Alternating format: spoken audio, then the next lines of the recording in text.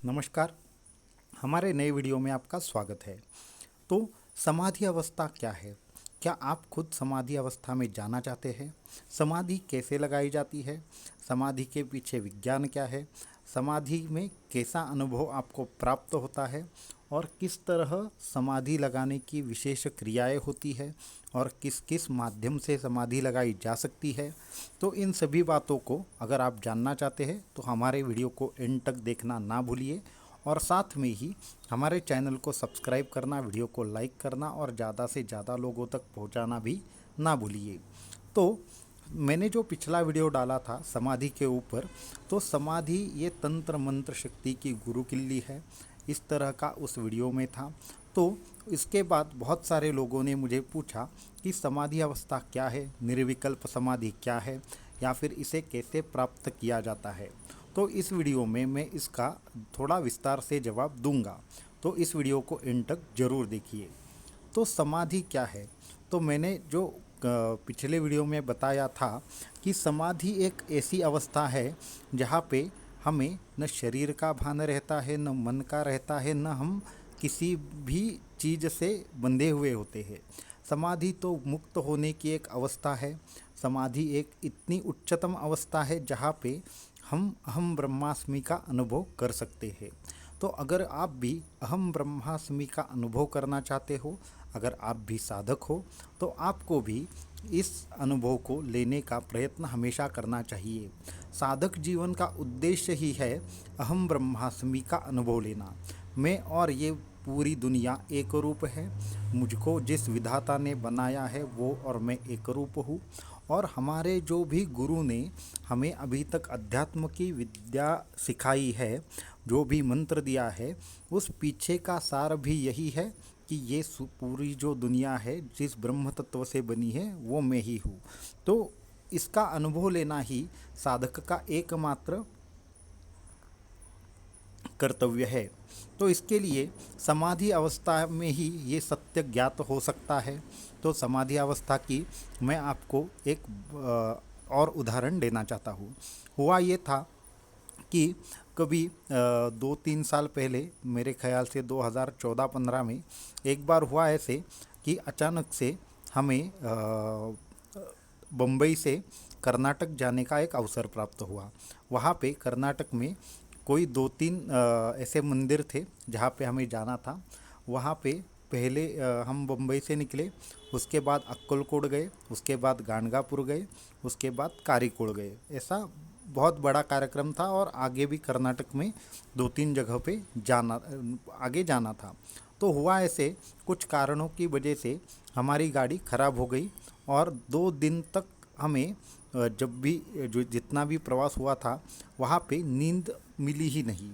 तो हुआ ऐसे, साधना भी करने का अवसर नहीं मिला और उसके साथ में ही वो मई का ये था, महीना था। तो उसकी वजह से बहुत तकलीफ़ हुई और 1-2 दिन तक नींद नहीं मिली। तो उसके बाद जब हम वहाँ पे गाणगापुर में पहुँचे तो सारे लोग थे वो परेशान हुए थे, क्योंकि इतनी गर्मी थी और साथ में पानी की भी कमी थी और साथ में ही वहाँ पे जाते वक्त जितनी भी तकलीफ़ हुई वो सब चीज़ें मिलाकर सबको स्ट्रेस आया था।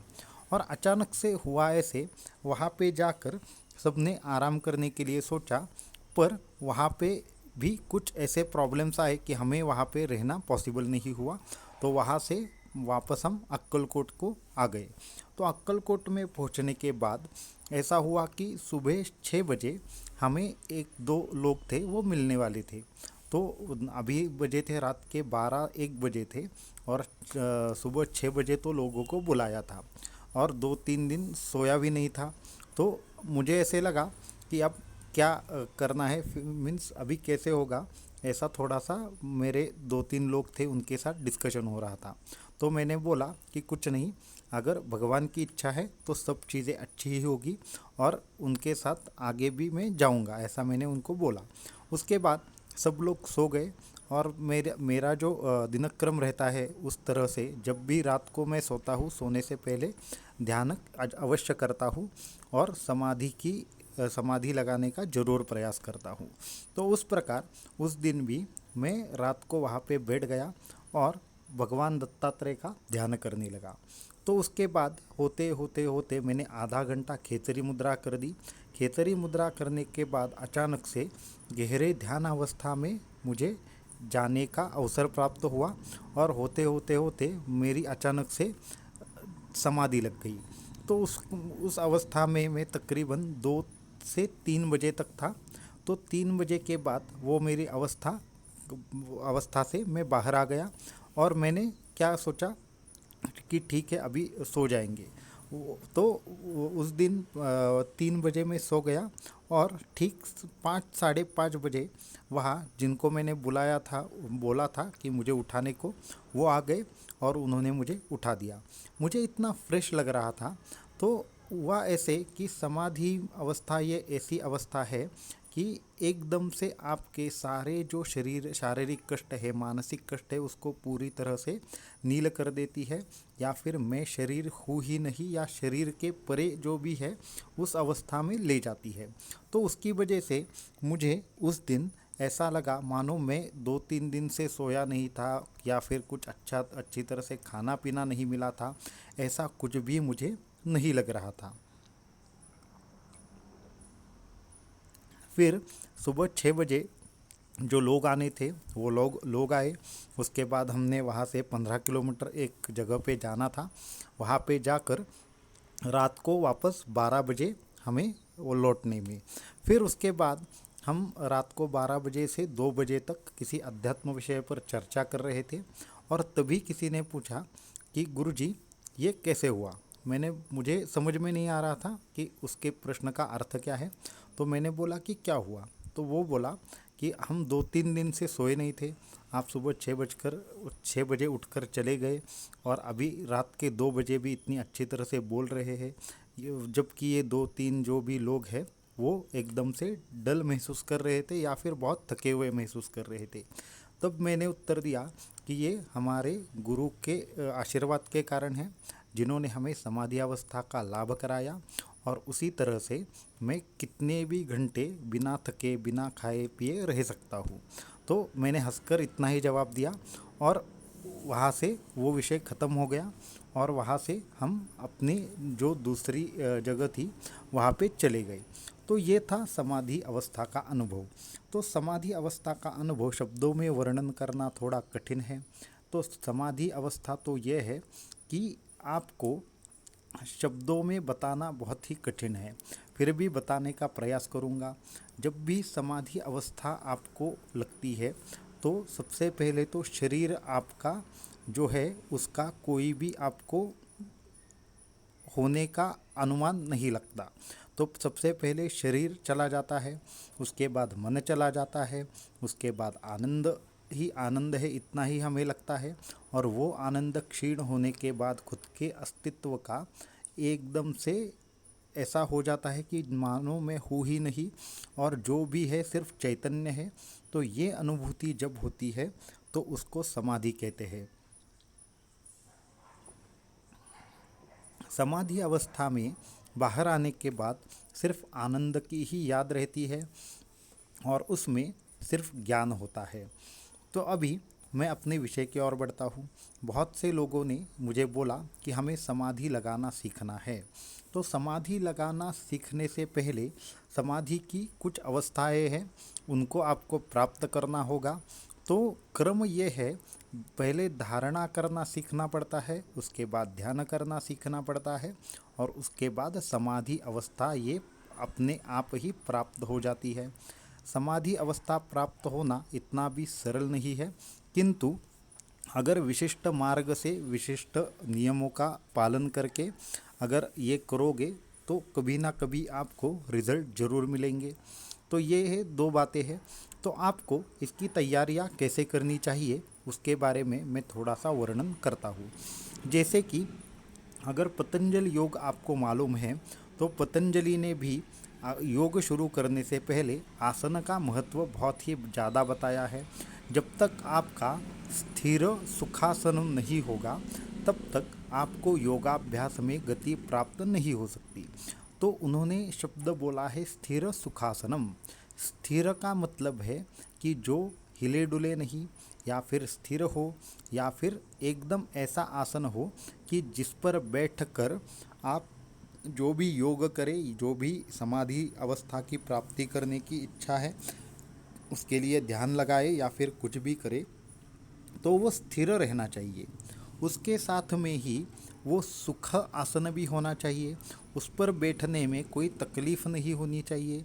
तो फिर इसको बोलते हैं स्थिर सुखासनम। तो उसके लिए एक सिद्ध आसन हम हमारी तरफ से भी साधकों को देते हैं, जिस पर बैठकर वो अच्छी तरह से उनके योग निद्रा की या फिर उनके समाधि अवस्था की वो जो भी ध्यान धारणा है वो उस पर बैठकर करते हैं। तो उस तरह से ऐसा स्थिर सुखासनम होने पर उसमें क्या करना है, आपको धारणा करनी है, ध्यान लगाना है, और फिर उसमें ऐसा ध्यान लगाना है कि जैसे सिर्फ वही चीज़ इस दुनिया में है, दूसरी कोई भी नहीं है। तो उसके बाद क्या होता है, उसके बाद आपको सिर्फ एक ही तत्व का ज्ञान प्राप्त होता है, उसे समाधि कहा जाता है। तो मैं और एक अनुभव आपको शेयर करना चाहता हूँ। जैसे कि जब मैं थोड़ा इस फील्ड में नया था, ध्यान धारणा समाधि इस बारे में मुझे ज़्यादा मालूम नहीं था। तो हुआ ऐसे था कि कहीं पे मैंने एक ग्रंथ पढ़ा। ग्रंथ में वहाँ पे एक प्रश्न पूछा गया था, मन कैसा होता है। तो मन कैसा होता है, ये मुझे वो प्रश्न थोड़ा आश्चर्यकारक भी लगा, और मुझे भी वो प्रश्न मैंने सोचा कि हाँ, ये मन होता कैसे है। क्या किसी ने मन देखा है? नहीं। हम महसूस तो करते हैं, पर मन होता कहाँ पे है, शरीर में मन कहाँ पे है, इसका उत्तर किसी भी शास्त्रों ने एकदम स्पष्ट रूप से नहीं दिया है। तो उस वक्त मुझे इतना मालूम नहीं था। फिर मैंने इसी बात पर मुझे ध्यान करना है ऐसा मैंने प्रण लिया, और उसके बाद संकल्प करके ध्यान को बैठ गया। ध्यान को बैठते वक्त मेरा विषय यही था कि मन कैसा होता है, मन कहाँ पे होता है। तो इसी बात पे मैंने ध्यान लगाया। ध्यान होते होते होते धारणा हो गई, फिर समाधि अवस्था लग गई। समाधि में मुझे देखने को मिला, मन ये पूरे के पूरे शरीर को व्याप्त करके रहता है। जहाँ जहाँ पे शरीर है वहाँ वहाँ पे मन है। और समाधि में, समाधि अवस्था में मेरा जो मनोमय कोश था वो मेरे सामने आ गया। मुझे मुझ में ही मुझे तीन प्रकार का आभास हुआ। जैसे कि मेरा एक जो अन्न रसमय कोश रहता है, जो ये स्थूल शरीर है, वो दिखा। उसके ही सामने मुझे वैसे ही एक पारदर्शक आकृति दिखी, तो उसे मनोमय कोश कह सकते हैं। और वो दोनों को छोड़कर भी एक मेरा खुद का अस्तित्व था, तो वो विज्ञानमय कोश को हम वो बोल सकते हैं। तो मनोमय कोश, विज्ञानमय कोश और हमारा अन्न रसमय कोश, इन तीनों का भी मुझे उस ध्यान अवस्था में या उसे समाधि अवस्था बोल सकते हैं, उस समाधि अवस्था में मुझे ज्ञान हुआ। इसलिए ये बोला जाता है कि ध्यान से ही ज्ञान की प्राप्ति होती है। सच्चे ध्यान से ही या फिर सच्चे ज्ञान की प्राप्ति ध्यान से ही होती है। इसके लिए हमें समाधि अवस्था की ओर बढ़ना चाहिए। तो अगर आप इस बारे में और गाइडेंस चाहते हो, मेरे पास ऐसे बहुत से लोग आते हैं जिनको समाधि अवस्था की प्राप्ति करनी होती है, ध्यान करना होता है, या फिर बाकी की भी चीज़ें करनी होती है। तो उनको भी मैं यही बताता हूँ, आपके पास एक अच्छा आसन होना चाहिए, आपके आसपास मन शांति के लिए एक थोड़ा समय होना चाहिए, और इसके साथ में ही आपको लगातार प्रयास करना चाहिए। तो इन सारी बातों का अगर फॉलो करोगे तो बहुत ही जल्दी ध्यान लगाकर समाधि की ओर ज़रूर बढ़ोगे। आज की ये वीडियो में इतना ही। अगर ये वीडियो अच्छा लगे तो मुझे कमेंट में ज़रूर बताइए, और ज़्यादा से ज़्यादा लोगों तक शेयर कीजिए, और चैनल को सब्सक्राइब करना ना भूलिए। अवधूत चिंतन श्री गुरुदेव दत्त।